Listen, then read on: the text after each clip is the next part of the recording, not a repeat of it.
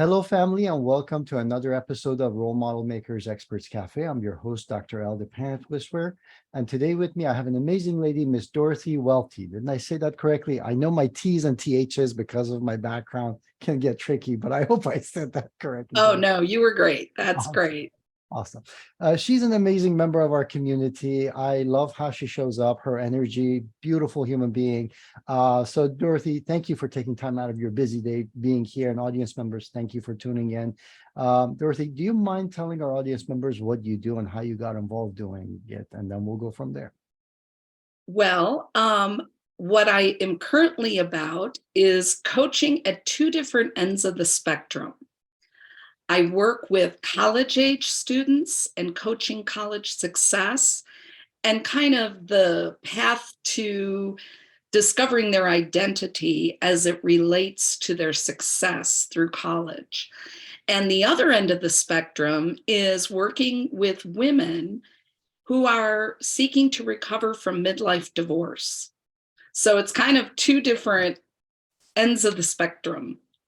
But in both cases, it's about self-discovery and really picking what's next for you. So both of those are very important because you're laying foundations for the next phase of your life. Exactly. True. Very cool. All right. Now, I also know that given the climate, like from the pandemic to the job market, there are challenges that our society is experiencing when it comes to people who are ready to leave home, people who are ready to step into the job market, or people who are ready to get back into the job market, as far as knowing who they are, what they want to do, or their message. So what are some of the challenges that you are seeing, and how did you get involved doing this in the first place?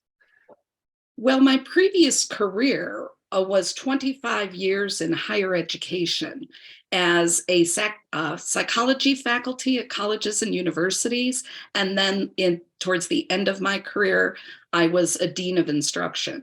So I spent 25 years working with young people in both an administrative and teacher capacity. And what I noticed was, and I taught the field of human development, which we would often discuss. A chunk of the course was around identity development. And over the years in teaching that content, what I realized is students are on this quest for identity. Erik Erikson said that took place in adolescence, but society has changed so much, and we've extended. There's actually a new period of human development called emerging adulthood, because we've extended, and we don't want to call it adolescence, but we've extended that period of time for young people to figure themselves out and discover their place in the world. Yet many of our systems haven't adapted to that extended period. So they show up at college feeling they're supposed to know who they are and where their place in the world is going to be. And I would ask my students when we hit the identity chapter, how many of you raise your hand if you feel like a full independent adult? No one ever raised their hand. Right. So it took off from there, and I discovered that I wound up having a greater impact on young people who went through my classroom when we got into real meaty conversations about the need for them to have opportunities to explore their identity. Right. And not the one that's assigned to them. Exactly. When they're born, that we start planning for them the minute we decorate their baby room. I say, oh, you all have an identity, but it's largely one that's been placed upon you by culture, church, community, what have you. And that it takes a lot more than your teenage adolescence in high school to figure out who you are and who you're going to be in this world. So. Right. And it is actually hard work. It's not easy because it requires you to stop, self-reflect, kind of become true to yourself and really understand what your passions are, almost like a spiritual journey, basically. And that's difficult if you have gotten used to getting that input by somebody else, meaning that somebody else is doing that work for you but not exactly. Yeah, another issue young college students talk about is a deep sense of loneliness, anxiety, and loneliness, despite the fact they're usually around more peers than they're ever going to be in their whole life. And I tell them, I said, well, that's because figuring out who you are and your place in the world is a lonely journey. Even if you're in a room and you're at a frat party and you're amongst all your peers, and giving them a sense of permission to get in touch with that experience and understand its place in their development is really been, I saw what a relief it was to them. And so again, I just discovered so much, and I don't think the typical college experience makes enough room for those kinds of conversations and that kind of one-on-one exploration, hence my interest in turning to coaching young folks outside the classroom. Beautiful. Thank you for what you do. I think what you do is literally put the blue dot on the GPS map. Like we are constantly focusing on improving the resolution on the map, but without that blue dot, it doesn't matter how big or how fine your resolution is. It's like you don't know where you are on that map. And that's important for you if you're trying to figure out your course. Yeah, we're in a culture that expects young people to show up at the door of a college knowing what they're going to do with themselves. And that's just not realistic. Dorothy, so when people come to you, first of all, you mentioned the age group, but what's the youngest that you have worked with when it comes to this topic? High school students coming out of high school, because many of them, begin attending college at the end of high school. So as young as 16, 17, and as old as, 30s with that kind of work. Because some people flounder in their young adulthood and then return to school searching and seeking. So it's anywhere from late teens through 30. I think that for kids, this is a source of anxiety. And if they find out that there are ways that they can seek help, they automatically pursue it. But for the parents that are watching this, what are some of the typical challenges that the parents come to you with, that they're concerned, they're worried that what should we do? Parents, I think one of the challenges is parents want to step in and fix it, Yes. solve it, or they want to bring children to some kind of magical solution, they're young adult children. And it really is a solo journey that they have to take on their own. And it's one that in raising, I raised two sons, and I couldn't do it for them as much as I know. And, mom's intervention wasn't necessarily what was needed, despite, my thinking I had a great deal of wisdom to share. Having that just outside person Right. that they can dialogue with and can have a sense of safety to share and given permission to have, frankly, sometimes very heavy feelings, anxiety, depression, uncertainty, insecurity, lack of confidence. And, somebody, just a neutral third party who can tell them this is part of the journey. It's actually okay. And give them permission to dive into that, not to dwell in it, but to use that as part of your navigation tool to lead you to your own answers, if that makes sense, Yes, absolutely. And for those amazing ladies that now they've gone to a point where their kids are a little more independent and they've been able to stick their head out of the water and take a deep breath and try to figure out what's next.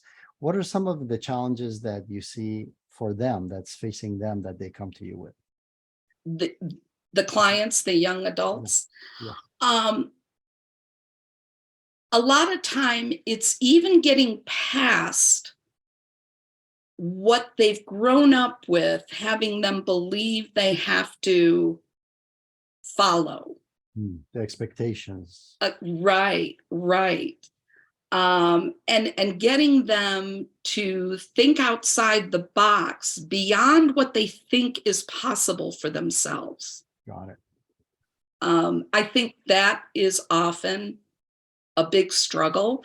They haven't always come from environments that encourage that, or they've come and had the older young adults I work with maybe have experienced some profound failures.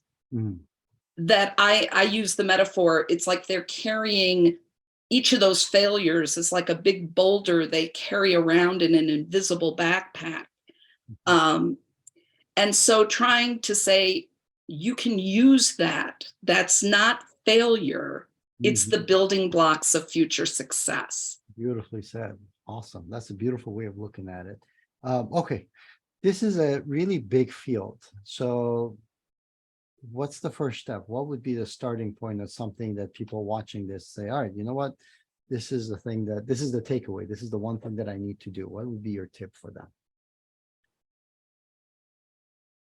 I think it's having the courage to take that first step and say, I want the support, not that I'm looking to somebody for answers, but that I can find value in getting support to explore and give myself permission to explore my feelings, my thoughts, my dreams, my possibilities.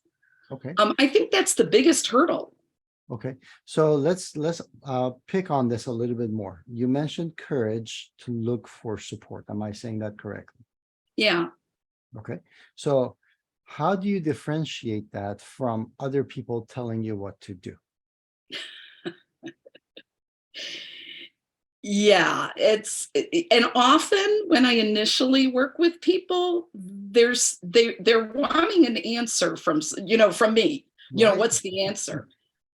Um, and sometimes I know it's going well when they say, "Why do you always answer a question with a question?"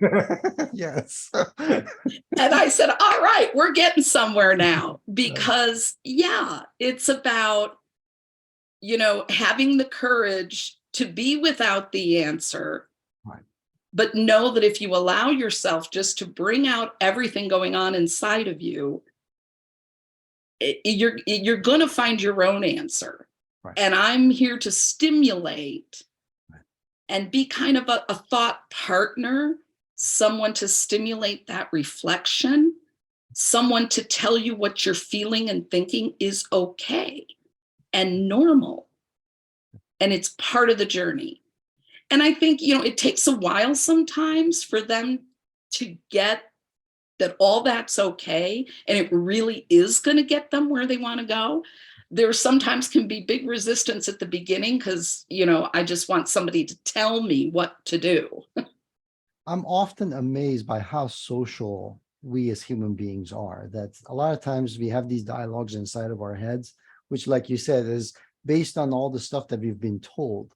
But sometimes simply being in front of another human being and talking it out, like all of a sudden you're like, wait a minute, I just said something that I don't agree with or I don't believe in. Why am I saying this or thinking it?